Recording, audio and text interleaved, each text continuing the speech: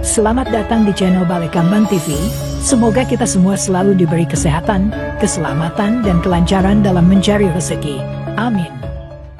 Salam sejahtera untuk kita semua. Semoga kita semua dalam lindungan Tuhan Yang Maha Esa selalu mendapatkan kesehatan, juga kebahagiaan baik lahir maupun batin.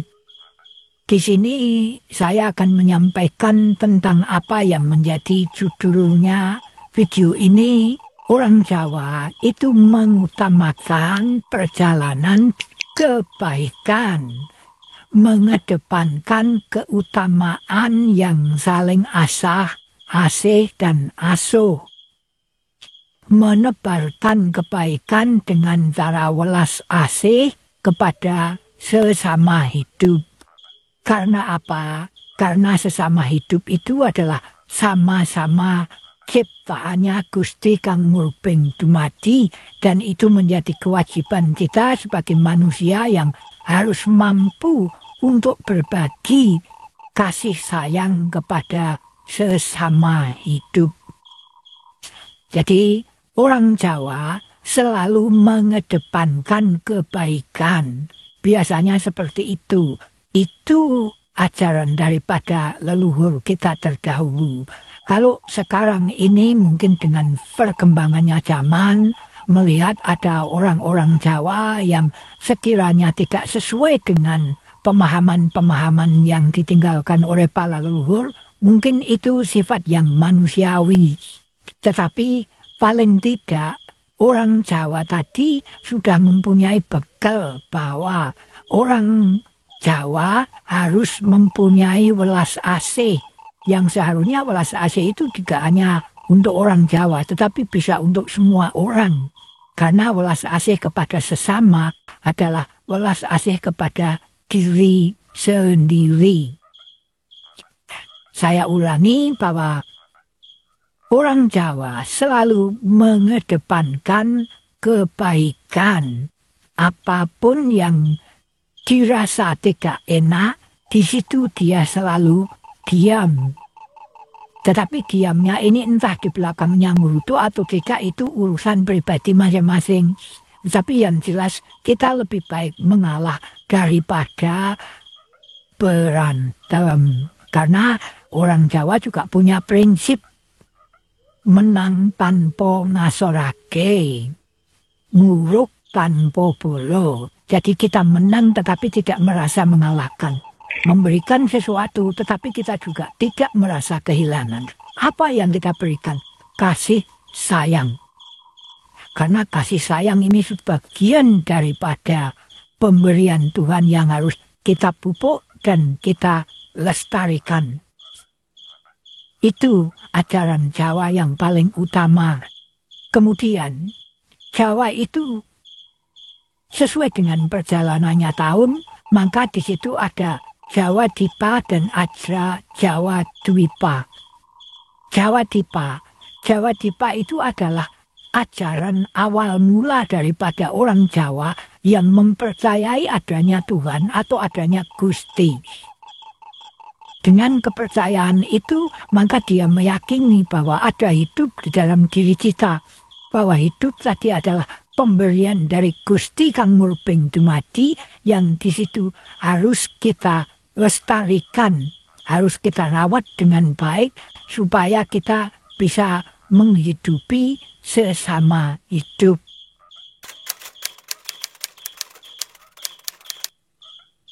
Salam Rahayu itu adalah salam khas orang Jawa yang menandakan, yang memberitahukan bahwa semua sakuing dumadi tadi semoga dalam lindungannya Kang Murbeng Dumadi, termasuk segala sesuatu yang menjadi ciptaannya. Maka ada salam Rahayu, Rahayu sakuing dumadi.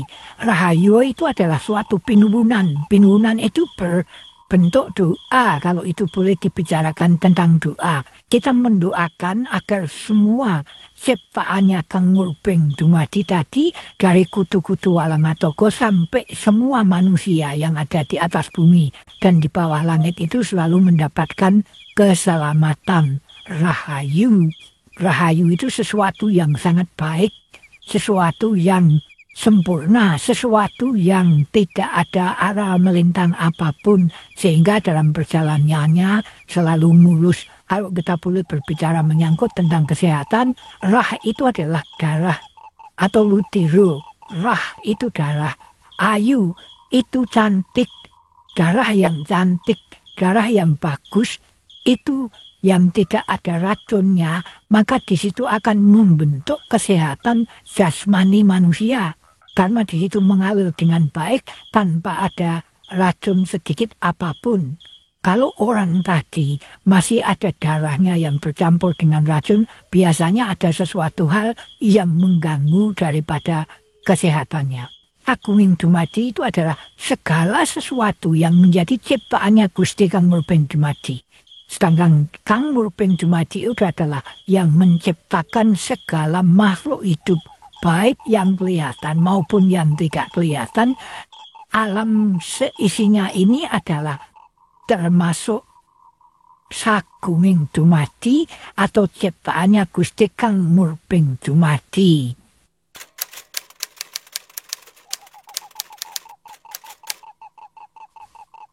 Laku utama yang harus diutamakan oleh orang Jawa, yang pertama seperti yang saya sampaikan tadi, mengedepankan kebaikan. Yang kedua, merasa bersyukur kepada Gusti Kang Murbeng Dumadi dengan cara memulai. Memulai itu memberikan sesuatu ucapan terima kasih kepada Gusti Kang Murbeng Dumadi yang sudah memberikan nikmat, segala nikmat. Baik itu kesehatan maupun kesejahteraan, kedamaian hati, dan semua yang ada di atas bumi dan di bawah langit ini menjadi damai. Itu laku utama yang harus diutamakan. Laku kebaikan termasuk dengan menembah. Menembah itu sebagai sarana untuk mengucapkan rasa syukur kita kepada Gusti Kang Murbeng Dumadi yang sudah mengasihi kepada diri kita, khususnya umumnya kepada sesama hidup. Kalau Gusti Kang Murbeng Dumadi itu maha welas dan maha asih, kenapa kita itu sebagian daripada hidup kita itu adalah sebagian dari kehidupannya Tuhan, kenapa kita tidak mau mengembangkan rasa welas asih kita kepada sesama hidup? Bisa dilakukan setiap bulan, bisa dilakukan setiap minggu, bisa dilakukan setiap hari, dan bisa dilakukan kapan saja untuk mengucapkan rasa syukur tadi. Tetapi paling tidak bagi orang Jawa itu mempunyai laku. Laku yang pertama adalah mitukoni di hari kelahirannya. Orang Jawa selalu biasanya mengingat hari lahirnya, hari dan pasarannya. Umpamanya hari Rebu Wage, orang itu juga akan mengingat bahwa saya itu lahir pada hari Rebu Wage tanggal 17 Agustus 1900 sekian umpamanya. Setiap hari Rebu Wage biasanya orang Jawa selalu mengadakan yang namanya wetonan. Wetonan itu menyediakan ubur rampe yang paling tidak ada jenangan limo, karena di situ adalah memulai saudara 4 yang ada di dalam diri kita, yang berasal dari 4 anasil dan 5 panjernya. Paling tidak minimal ada jenang baru-baru. Jenang baru-baru itu jenang warna putih dan warna merah. Kalau memang tidak mampu untuk menyediakan sarana-sarana yang lain, itu cukup dengan jenang baru-baru. Artinya jenang baru-baru itu adalah menyambut hari kelahiran. Pada saat kita lahir dari garbanya sang ibu sampai detik ini pada hari Rebu Wage seperti yang saya sampaikan tadi. Maka tidak perlu kita harus menunggu 1 tahun. Ulang tahun itu namanya. Mosok kita ucapan atau mengucapkan rasa syukur kita setahun sekali. Paling tidak itu 35 hari sekali. Dengan urun waktu weton itu. Sebenarnya 4 anasil itu kalau saya buka di sini bisa saja, boleh saja, karena memang ini milik setiap manusia sebenarnya. Manusia hidup itu mempunyai 4 anasil antara lain bumi, banyu, angin, dan geni. Bumi itu tanah, banyu itu air, geni itu api, angin ya angin. Jadi 4 anasir ini yang dinamakan sedulur papat. Kalau orang Jawa itu mengenal sedulur papat 5 pancer. Ini sedulur papat itu berasal dari 4 anasir. Anasir angin, anasir air, anasir api, dan anasir bumi. Sedangkan di situ ada sukma sejati yang disebut hidup. Nah, hidup ini dari anasir apa? Hidup itu adalah pemberian Tuhan yang kalau orang Jawa bilang disebut pretiing pangeran. Itu dinamakan hidup. Maka ada sedulur papat dan 5 pancer.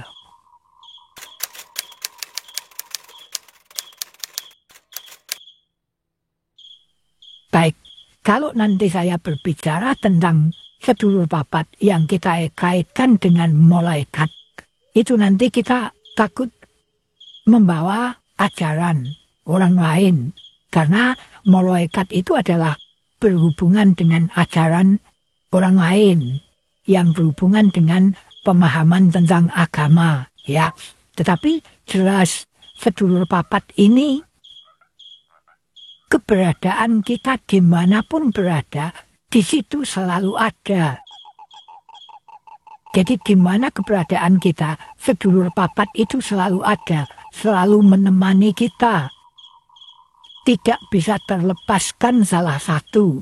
Contoh, anasir angin, Anda tidak punya napas, berarti orang itu meninggal. Badan Anda tidak terasa anget, berarti orang itu juga anyep, artinya meninggal. Begitu juga orang sudah tidak mengeluarkan keringat, tidak mempunyai lidah yang dari anasir air, orang tadi juga meninggal. Nah, pemahaman-pemahaman ini kita harus bisa mengeterapkan. Jangan sampai nanti kita mengotori ajaran orang lain ya. Ini kita harus bisa menjaga. Walaupun mungkin ada orang lain yang mempunyai pemahaman bahwa sedulur papat itu mungkin istilahnya sama dengan malaikat tadi, monggo-monggo saja, tidak salah. Saya akan selalu menghargai kebenaran orang lain. Dan saya tidak akan pernah atau saya akan belajar tidak pernah untuk menyalahkan benarnya orang lain. Tetapi saya akan mengakui segala sesuatu yang menjadi kesalahan kita. Karena kita tadi mengawali dari ajaran orang Jawa selalu mengedepankan kebaikan.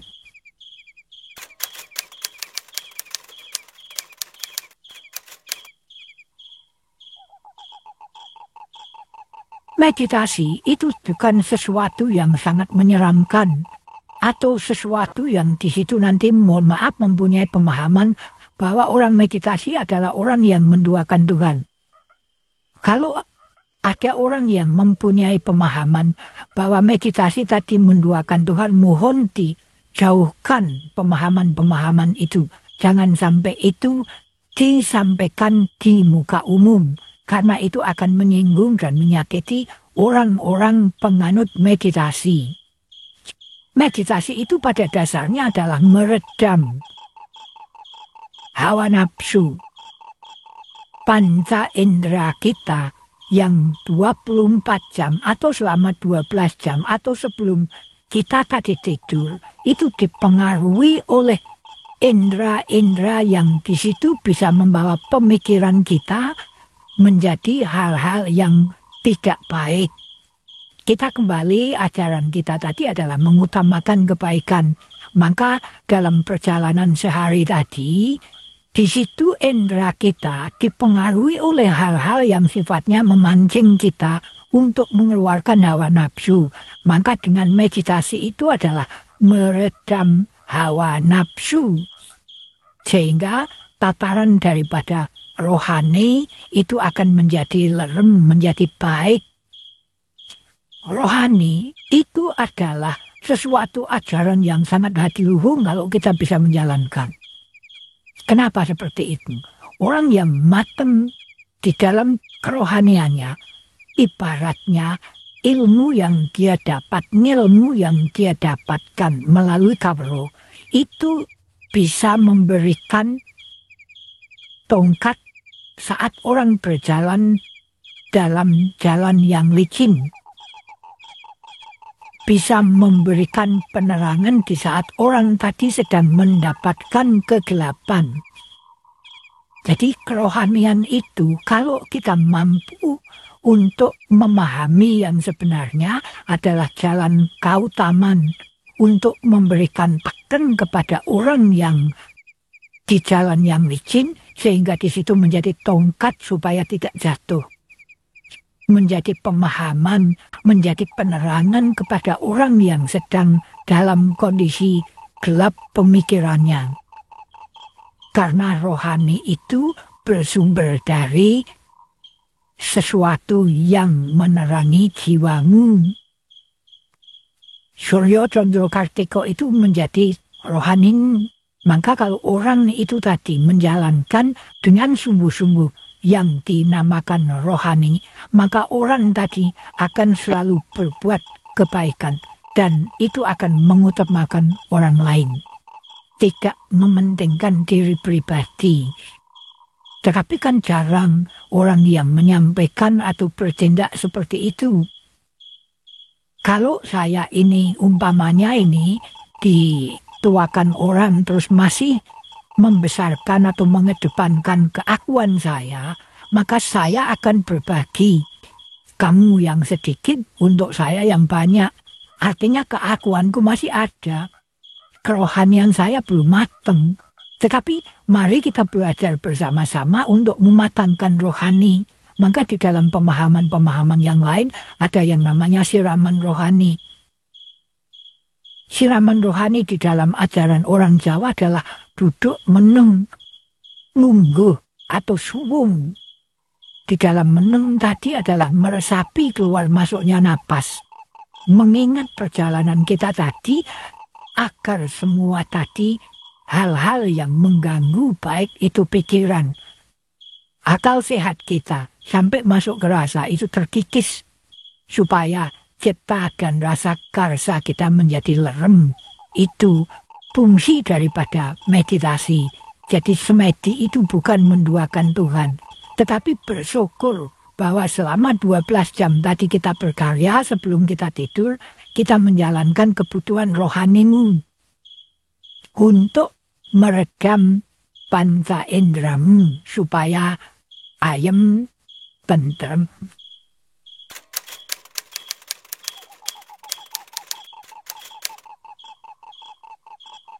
Yang disebut mantra itu adalah ucapan yang mengandung gaib.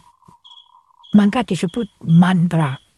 Jadi saya ulangi, mantra itu adalah ucapan yang mengandung gaib. Maka kadang-kadang mantra itu bisa diucapkan terdengar oleh orang lain maupun terdengar oleh telinga kita sendiri. Tetapi juga bisa dengan diucapkan di dalam hati atau di batin.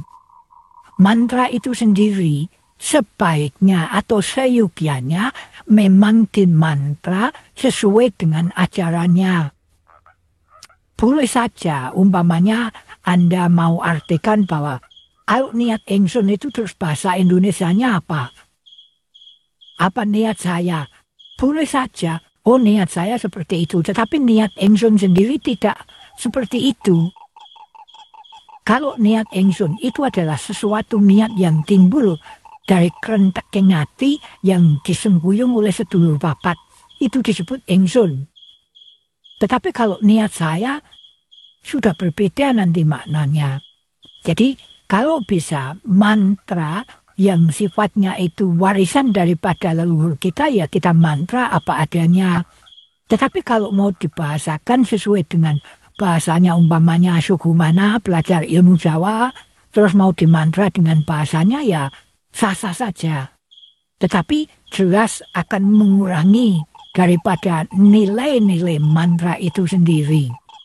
Karena di dalam mantra tadi saya sampaikan bahwa di dalam mantra itu adalah ada gaibnya. Maka gaib atau energi tadi akan berkurang sesuai dengan apa yang dimantra.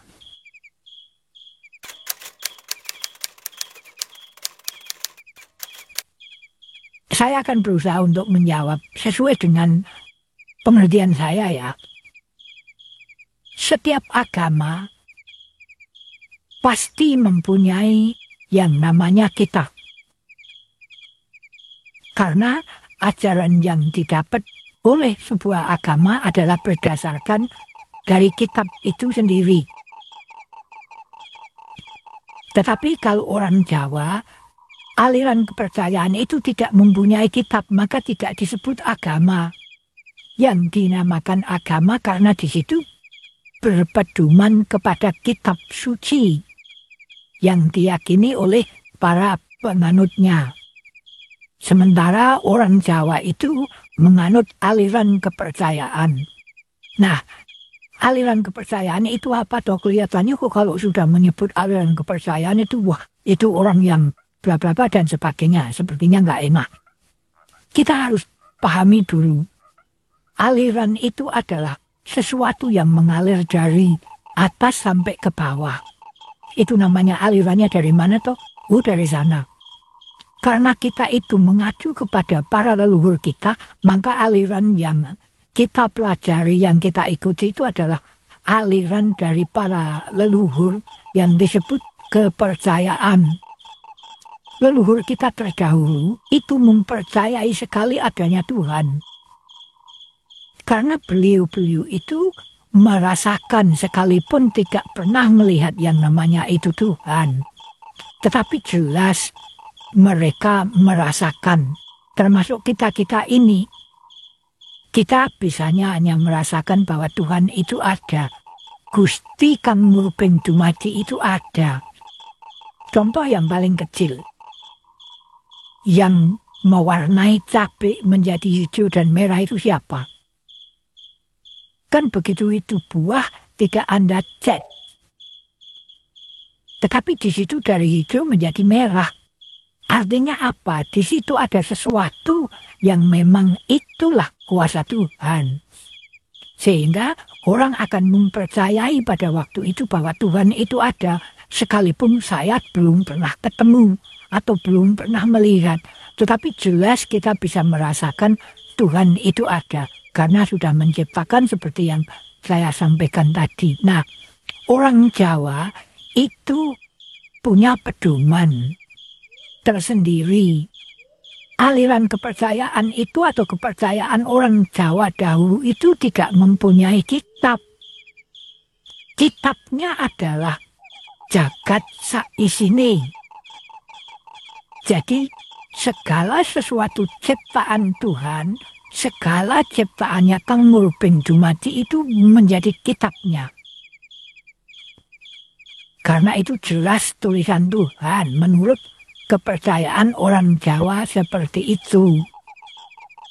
Saya akan kembali memberi atau menggarisbawahi lagi bahwa semua yang menjadi ciptaannya Tuhan itu adalah kitabnya orang Jawa, ya.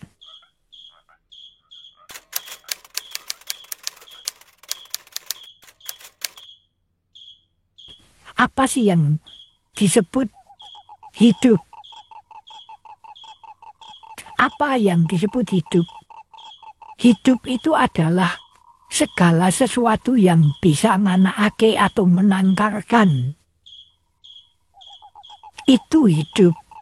Hidup yang bisa menangkarkan. Tetapi hidup itu sendiri keberadaannya ada di mana? Ada di dalam rasamu. Maka rasamu itu bisa membedakan pahit, ini manis, madu ini pahit, ini pedas dan sebagainya karena di situ ada hidup.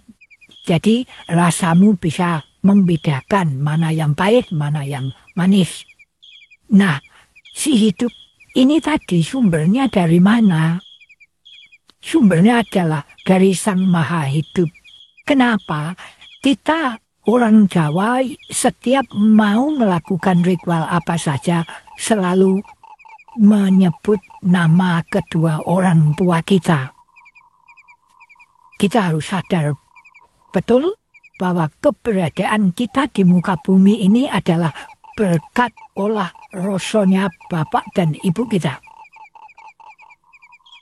Saya ulangi, keberadaan kita ada di muka bumi ini berkat olah rasonya Bapak Ibu kita sehingga lahirlah kita. Maka di situ wajib yang pertama kali adalah menyebut kedua orang tuamu atau kedua orang tua kita sekalipun orang tua kita sudah tidak ada.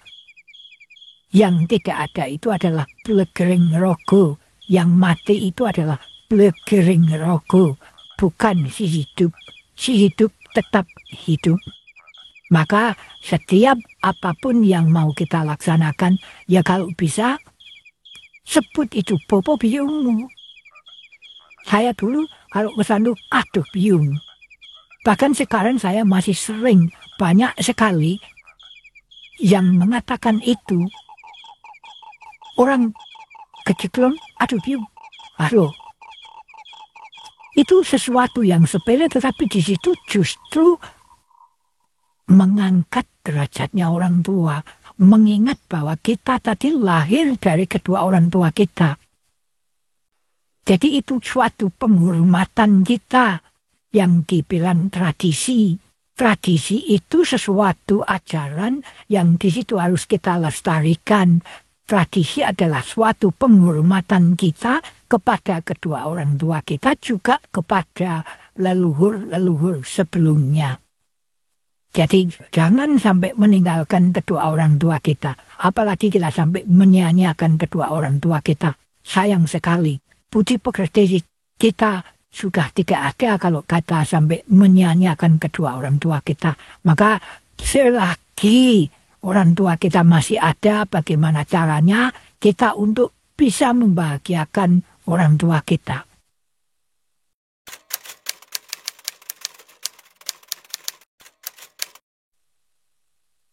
Bahwa orang Jawa itu selalu mengadu kepada ajarannya para leluhur ya.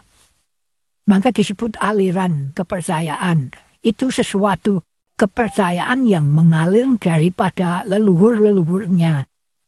Kalau tadi saya menyampaikan bahwa kita keberadaannya di atas bumi ini adalah berkat dari olah rasonya bapak dan ibu kita, maka bapak ibu kita itu juga mempunyai orang tua. Orang tua kita juga sama halnya dengan apa yang kita lakukan, akan menghormati kepada kakek nenek kita. Kakek nenek kita juga akan menghormati, melakukan hal yang sama, menghormati dengan Mbah Buyut, laki maupun perempuan, sampai leluhur kita yang ke-18.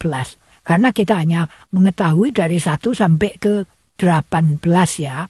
Jadi ajaran-ajaran, pemahaman tentang leluhur, tidak ada itu cuma bentuk fisik. Bentuk raganya yang tidak ada.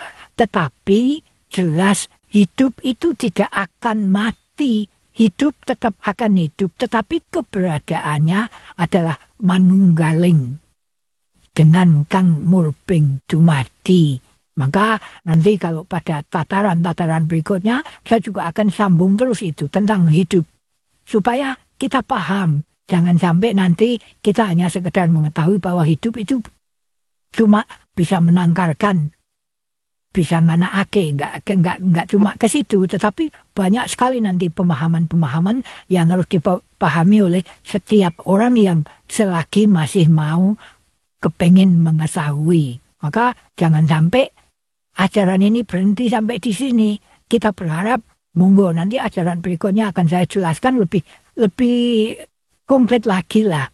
Gitu. Kita belajar bersama-sama, bukan saya menggurui ya, tetapi mari kita mengangkat budaya Jawa ini yang sudah ketinggalan jauh dengan budaya-budaya lain, budaya-budaya asing yang sudah masuk sehingga menindas budaya kita sendiri yang lambat laun pasti akan tenggelam kalau kita itu tidak belajar bangkit dari sekarang.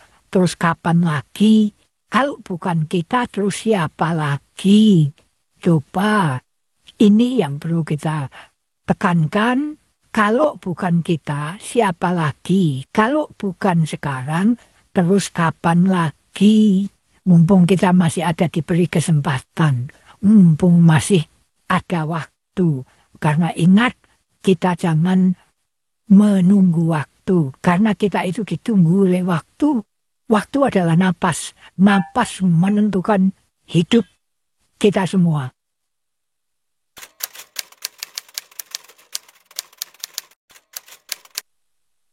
Paling tidak kita harus mengetahui leluhur itu paling tidak sampai 6. Syukur-syukur bisa paham sampai ke 18 yang dari bapak ibu kita sampai Trah Tumerah. Bapak ibu kita, mbah buyut, canggah, wareng, dan utek-utek kandung siwur sampai ke Trah Tumerah.